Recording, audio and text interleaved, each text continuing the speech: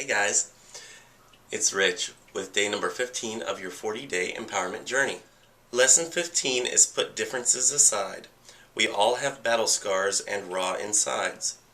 When I have time to volunteer, I shall indeed assist my peers. I may not like you, not one tiny bit. What does that matter when tragedy hits? I can wisely keep the big picture in mind and gain a little practice in being superficially kind. This is such an important verse that we come across because I know, at least for me, this has happened in my life several times where I just plain old don't want to be part of a group because some of the drama of the people that are in it.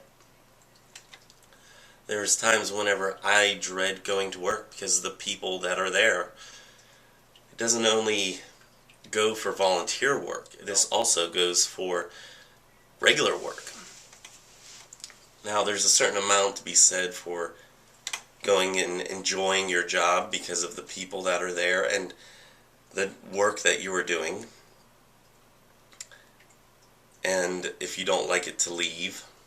However, sometimes the ends justify the means whenever it comes to work.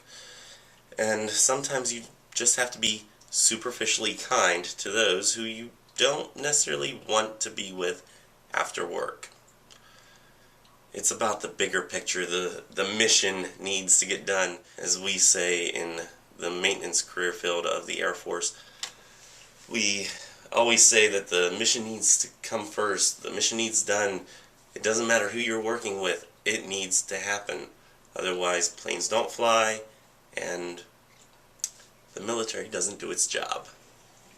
You know, sometimes I hear outside a plane taking off, and actually a lot of times I hear a plane taking off right outside, seeing them on base right now, and every time it takes off I'm like, that's the sound of freedom. And it fills me up with a little bit of a sense of accomplishment, knowing that the little bit that I did at work that day put that plane in the air, some way, somehow. It's not about me. And that same philosophy, for some reason, whenever I volunteer for any organization, if I don't like the people, it's a lot easier to leave. So sometimes I just do that. I leave. Or I just don't sign up because I know so-and-so is going to be there, and I really don't want to be in that drama. I don't want to have them around me. And it turns out that I end up not volunteering for things that really mean a lot to me. Things like the Relay for Life with the American Cancer Society. If you haven't ever gone to a Relay for Life, please go.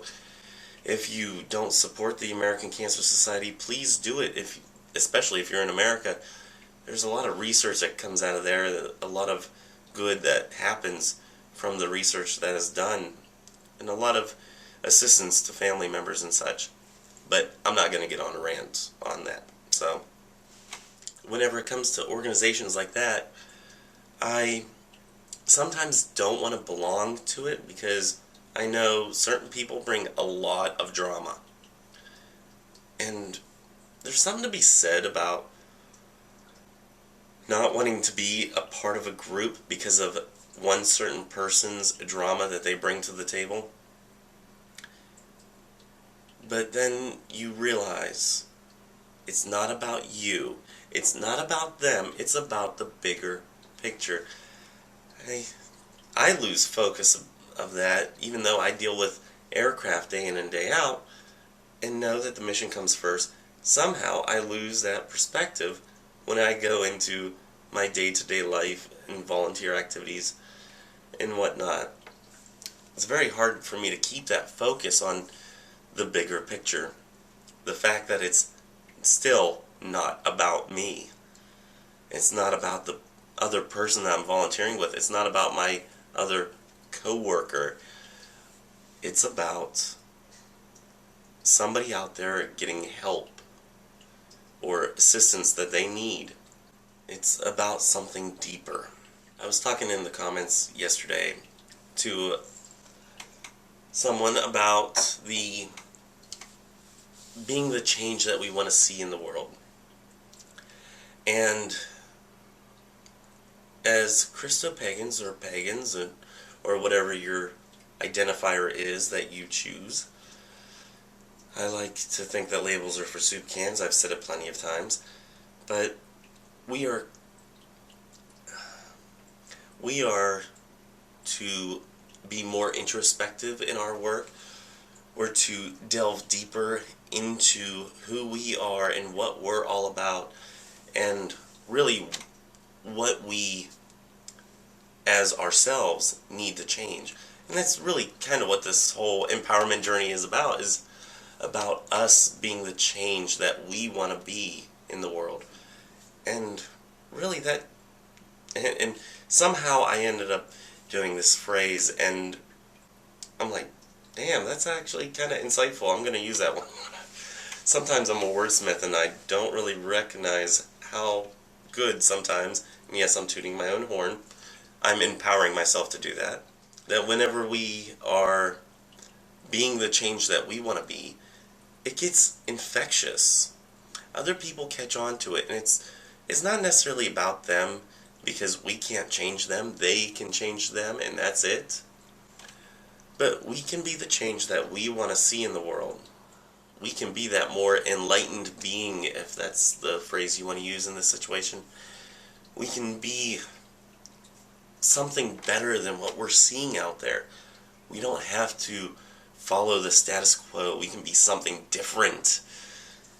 I mean, gosh damn, we are the changers. We are, a lot of us, I think, that are watching this, classify ourselves as witches. We change the fabric of time, space, and nature around us. We are the change. And that change comes from inside of us. And it is infectious to those around us. And whenever that change starts to become so infectious that other people can't help but to change, it's really a wonderful thing. And this really can happen in small group dynamics. And I don't want to go into a whole biological standpoint, but I mean, even look at, like, and this is very uncomfortable for me to talk about, but even look at, like, women's periods. How whenever a group of women get together, their bodies kind of sync up. And I think it's kind of the same for emotions and outlooks on life and positivity and empowerment of self. I think it's kind of the same thing. We end up being infectious to those around us, and they all change to match or come closer to the vibrations, the vibes that you're putting out. So, really, think whenever you're contemplating being part of a group that it's not about them. It's not even about you. It's about the people that you're helping, the infectious change you're bringing to them. And just be yourself in that moment when you're working side by side with somebody you really don't care for. Not one little bit. And when you put yourself out there to be the positive change that you want to see in the world, eventually, if you work with this person long enough especially, they will sync up and they will become more and more positive day by day. It's not going to happen overnight, and they gotta want that change. And it might even come to a point where they ask you, why are you so chipper? You ever have those people in your life where you're like, gosh dang, I hate that they're so chipper all the time. And you actually ask them why they're so chipper. And finding out what makes them tick. What makes them so positive day by day. can actually make your life different. Well, in this situation, you are the chipper one. Be annoyingly chipper, being annoyingly empowering to those around you. Express yourself in whatever way you legally and ethically feel that you should be expressing yourself. Get out there and do what you do in the best way that you do it. And be that change, that infectious change that others just can't help but changing around. I don't know what else I can say in this video, so I'm going to wrap it up. And I will see you tomorrow on day 16. If you can count, you already knew that 16 was coming up. So, I will see you tomorrow on day 16, and until then, go ahead and check out in the bottom bar, the verse of the day is down there, and the link to Chell's poem in its entirety, along with some of Chell's other poetry, is in the link in the bottom bar. So until next time, may you have love, hugs, and ladybugs. Bye-bye.